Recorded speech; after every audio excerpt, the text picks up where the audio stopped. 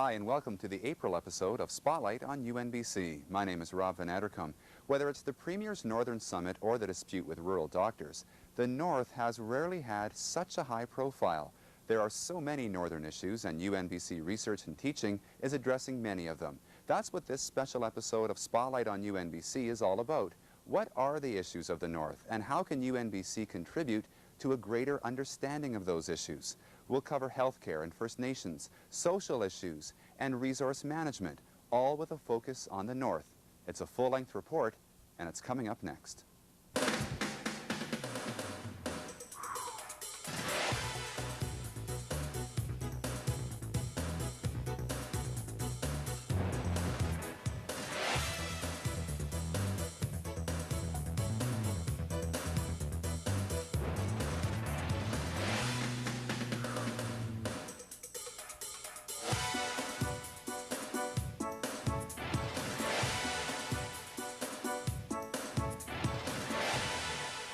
Like I said before, the North has rarely had such a high profile in Victoria.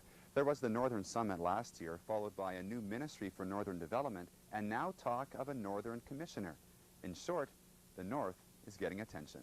It's long overdue, but I think that the North is beginning to be paid a little more attention than it has been in previous years.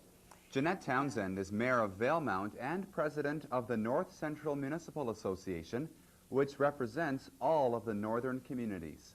The North Central Municipal Association over the years has done its best to bring attention from Victoria and Ottawa as well to issues in the North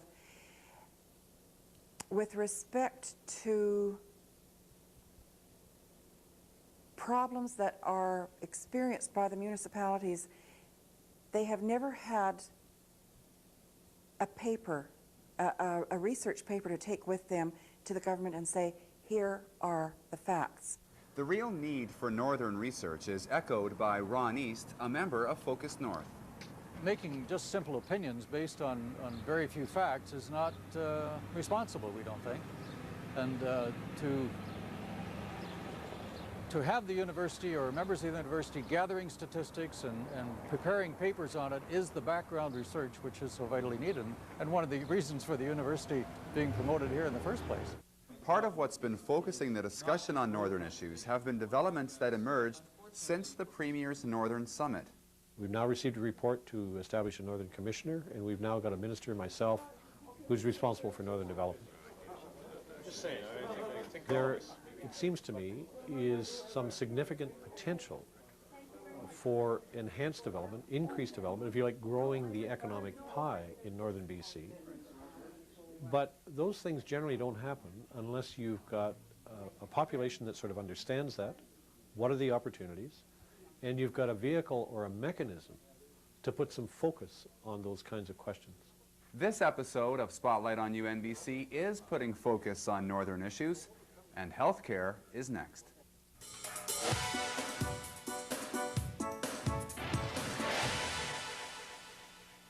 One of the major Northern issues is healthcare, and the dispute with rural doctors has really focused attention on that issue.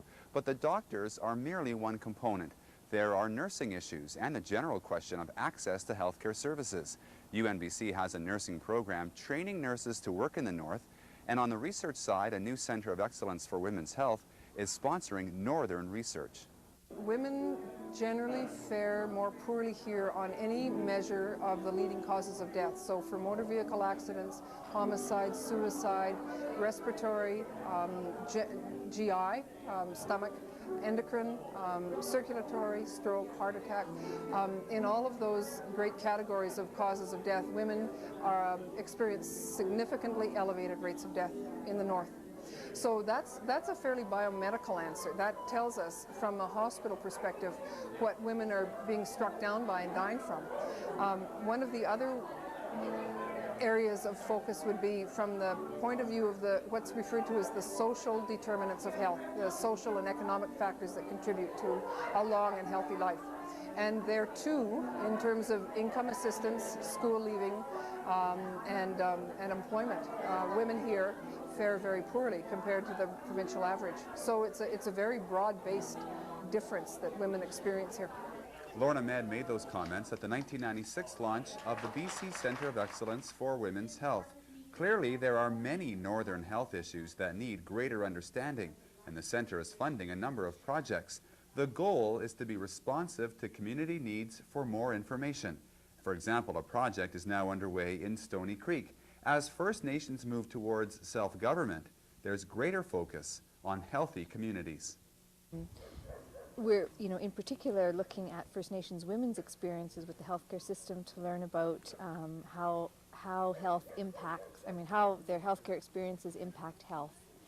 And once we complete this study, there's some opportunity for continuing it to look at what things can now be done about what's happening with the healthcare system. That's one of the things that me and Annette talked about when we first started getting into this research is, what is this research going to do for our Aboriginal community, Sycas people?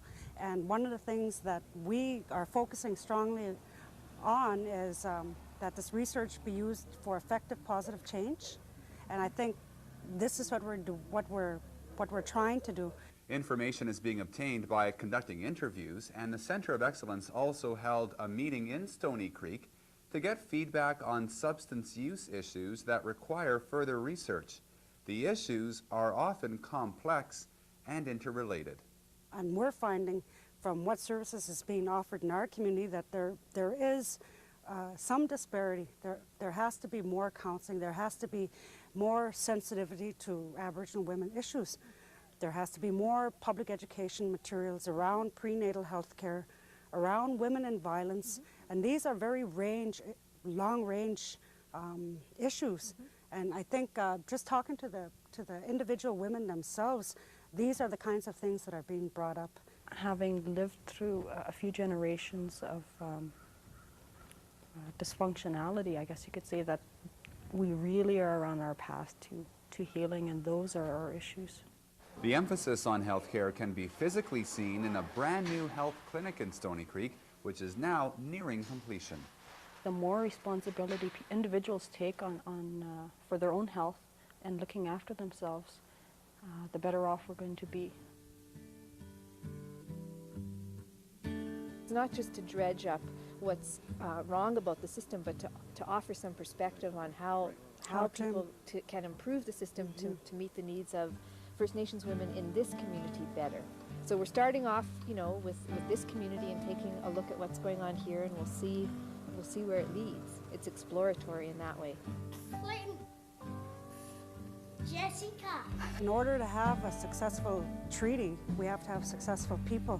You have to bridge that communication gap, and this is what I'm hoping would come from this research.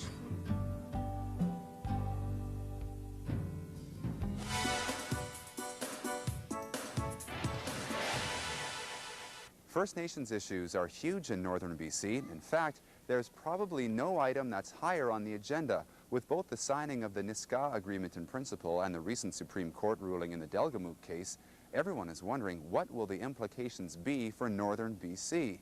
UNBC has taken a lead in the discussion and has hosted a number of public events which have brought together the experts in the field.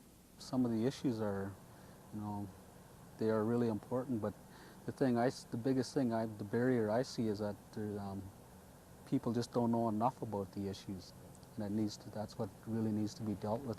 Gary George officially welcomed the 200 people who attended the UNBC Delgamuukw Forum, which was the first of its kind in northern BC. Delgamuukw is the land claim case launched by the Gitxsan Wet'suwet'en. At the end of the decision, the justices say that reconciliation would ideally be found through a process of negotiation. The courts are not the forum in which to resolve issues with as many facets as the issues that arise around Aboriginal rights and title. These are social issues and should be resolved in forums where the people that must live every day with the result should find solutions. Harry Slade was one of a number of speakers during the two-day forum, and other speakers included Native leaders and government ministers.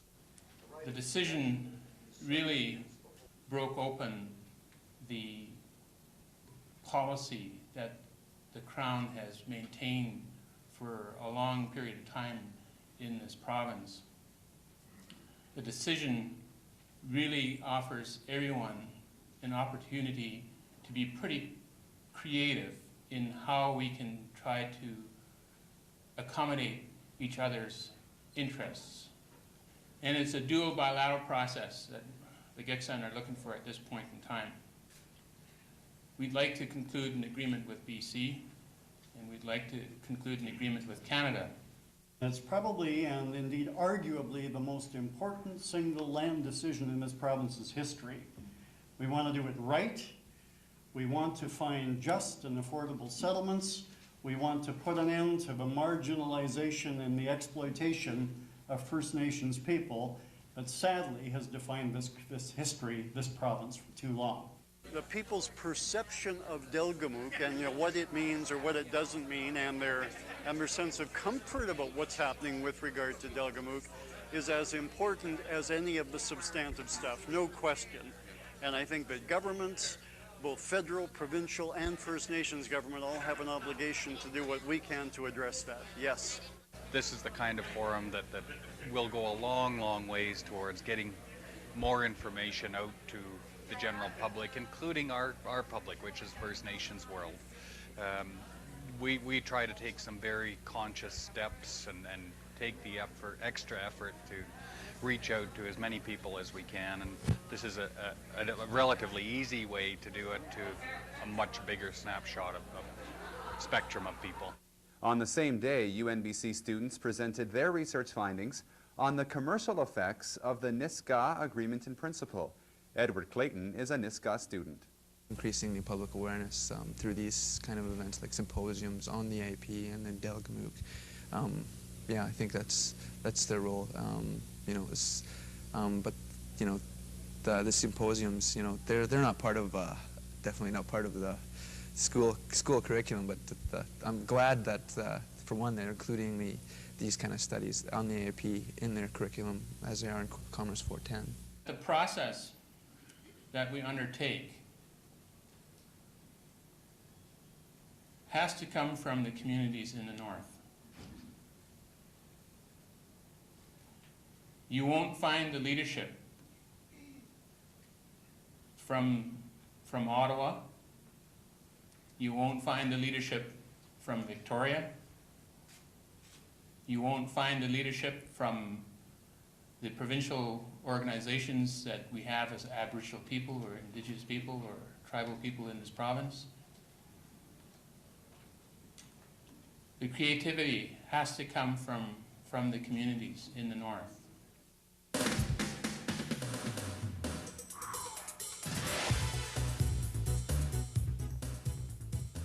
The major issues of northern BC are not only economic, they're social. UNBC has been conducting research on a number of social issues, including fetal alcohol syndrome, crime, and the general aging of the population.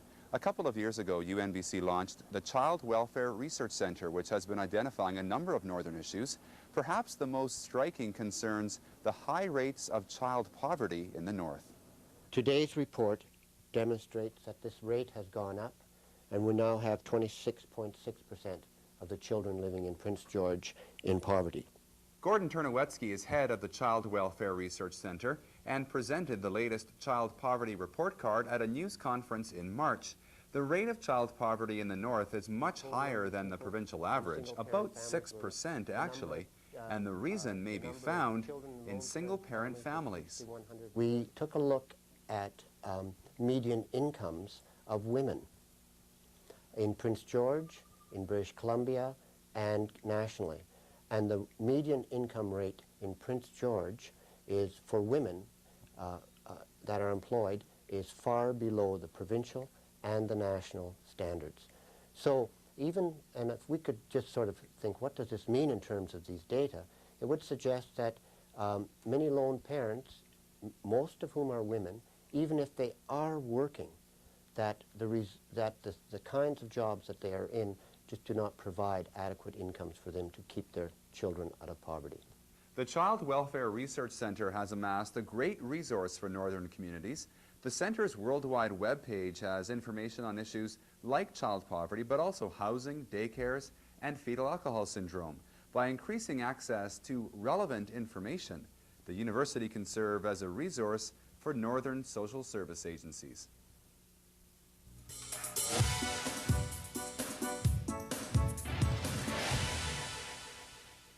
Northern BC does not exist in isolation, so any examination of northern issues should include the international context. UNBC hosted a forum recently on northern issues in Canadian foreign policy. Not only the academics who are concerned about it, it's the people in the community who are concerned about the isolation of living in the north, and how we're going to make this linkage between the academics, the government, and the community, and starting from either a personal level and going and move up to a governmental level and making the public's voice that's being neglected known in the north. Local government issues in northern BC are often similar in other parts of the world. UNBC Political Science professor John Young will be in Russia next month to help Russian officials determine effective local government policies. The experience of northern BC towns is vital to that discussion. You know, Moscow has this center-periphery relationship, and when we view it from Canada, we see Moscow versus the 89 regions.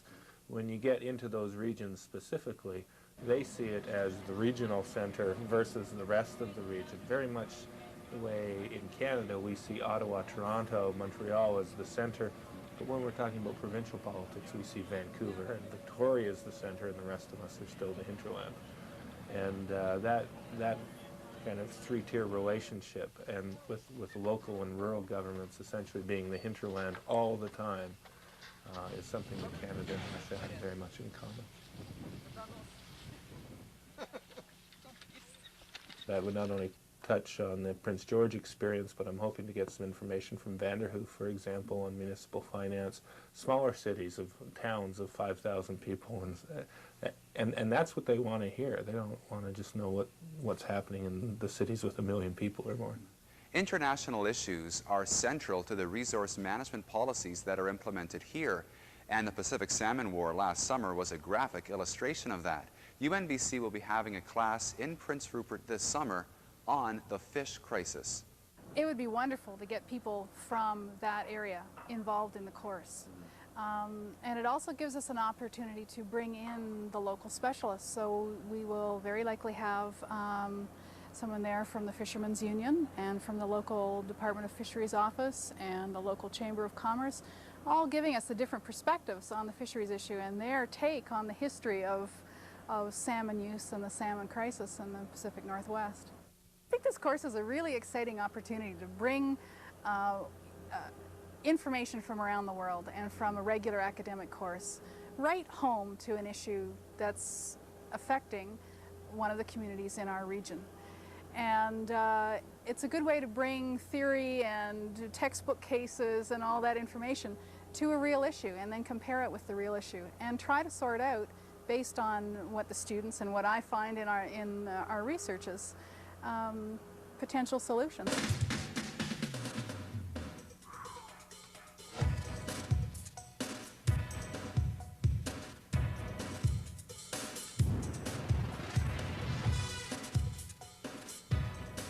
Natural resources are key to the economy of northern BC, and good research will ensure that those resources are available for future generations.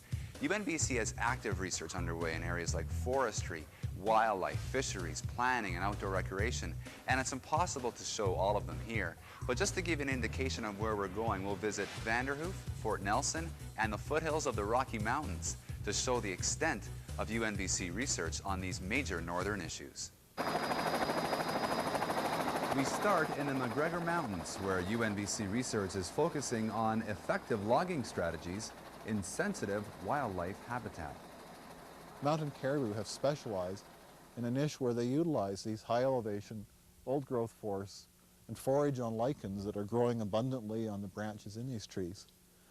These lichens don't really develop until trees are 100 to 150 years old, and this traditionally has led to the impression, well, there's no compromise. We either have harvesting or we have caribou.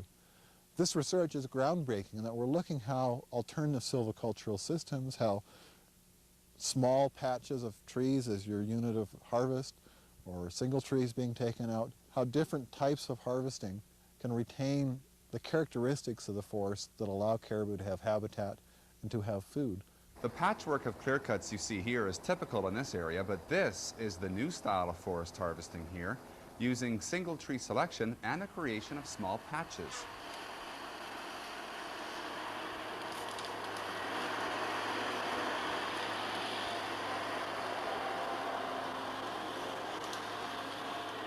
The logging that you're seeing here is quite important to the kind of land use policy that's been developed around Prince George, because it's important to remember that if we were not harvesting in a different way in these areas, then we would not be logging around here at all.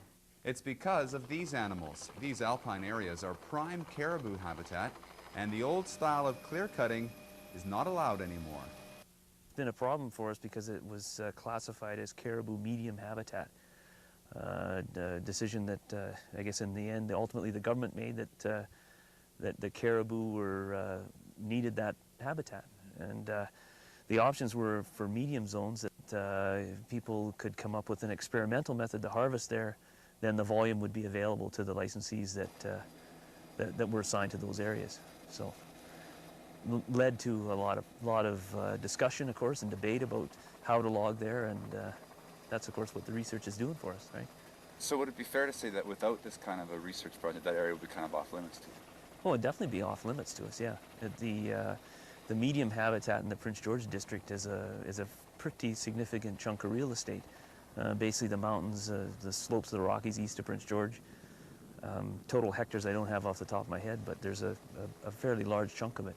What we're trying to do here is to harvest a small number of trees in this stand, take out only about 25 to 30% of the timber volume in this stand, and to do it in a way that we are maintaining the integrity of the stand. We're maintaining a lot of big old trees, and we're maintaining the structure of the stand. This stand has a naturally clumpy structure, and these clumps of trees support a lot of lichens. So what we're trying to do is, as much as possible, leave the clumps intact and maintain the lichen biomass in here so that it'll continue to be winter range for caribou.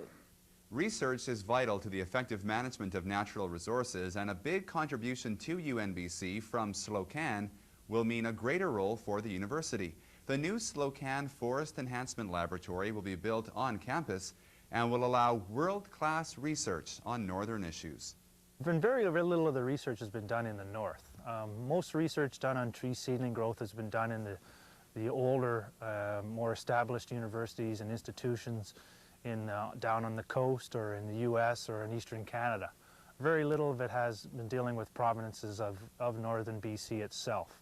It'll be really interesting that we can have something very close, such that our practitioners can drop by, help with the researchers, so we have a real hands-on ability to work and maybe solve our problems. Plantation success throughout our interior sites and right across the north of northern Canada can be dubious at times, and the better work we can have on seedlings that'll establish and grow faster and better, as we keep saying, is going to be a great success. Slocane has a number of operations in northern BC, including this OSB plant in Fort Nelson. Logging operations inevitably have some impact on the land, and some lab research at UNBC is analyzing the effects of compaction on the soil's ability to support tree growth. So basically here we have different treatments where we have one of the treatments deals with non-compacted soil and the other deals with compacted soils. So we are comparing how water is transmitted in those two types of soils, basically comparing the effects of compaction on soil-water movement. We are also looking at the composition of the soil solutions that we are collecting down here. Our initial results indicate that for soils that are not compacted, the levels of essential elements like potassium, calcium, and magnesium are higher compared to the levels of those elements in compacted soils. In the case of the long-term soil productivity study, We've invested several $100,000 in carrying out these extensive field experiments. By having this working partnership with a researcher at the university, it allows us to do work that we simply haven't got the resources and expertise to carry out ourselves. From soils to outer space, the UNBC Northern Land Use Institute presented a talk recently from the man who helped create satellite images of the Earth's surface. Well, I think spaceborne data is actually potentially at least, a very important source of data for a place like northern British Columbia. Because spaceborne systems really become quite competitive in situations where you have to monitor a very large area with low population. We're training young people here to understand how to use the electronic tools that are available to deal with this data. In this satellite image, we've got the corner of the Northern Rockies just in the bottom left here, and to the northeast most of the image, Fort Nelson up here, next to the Muskwa River. You see a typical northern landscape, huge land area, very difficult to map traditionally because it's mosquito-ridden, it's muskeg, it's wet, and you can get an idea of that from the lakes around there. The brighter green is going to be deciduous areas. The rivers stand out very prominently. This is a typical satellite image that we can process with the GIS technology and produce a map from it that can be used for resource management and visualization. Such technology can be used to monitor resource management, but the term sustainability can also be applied to communities. Environmental Studies professor Orland Wilkerson is involved in a community sustainability project in Tachi, Fort St. James, and Vanderhoof. It is really designed for forest-dependent, resource-based communities. And while there may not be any essential differences between the way you'd proceed in a large community and here, we think there might be. And we think there's certainly some issues that need to be highlighted in reports that, if not unique to forest-based communities or resource-based communities, at least are special to them. The auditing protocol basically involves 4 aspects. We look at the state of the environment, the state of the economy, social well-being, and we can also look at governance, how local, provincial, and even federal governments are doing in terms of meeting the needs of the local community, whether they're economic or whether they're social or whether they're environmental. Orland talked about how it's just sort of catching on, not only within the communities in the province, but across the world. And what we're really seeing is ideas like community futures, community economic development efforts. Human resources development with Canada has several projects around community development. So we're recognizing that we have to become self-sustaining in many ways, but we also have to look beyond our small boundaries. And these kinds of efforts will help put all of that into perspective. There's no easy answers, and we're recognizing that we're a world community and we have to come up with some answers where we fit in and can sustain the communities we do live in.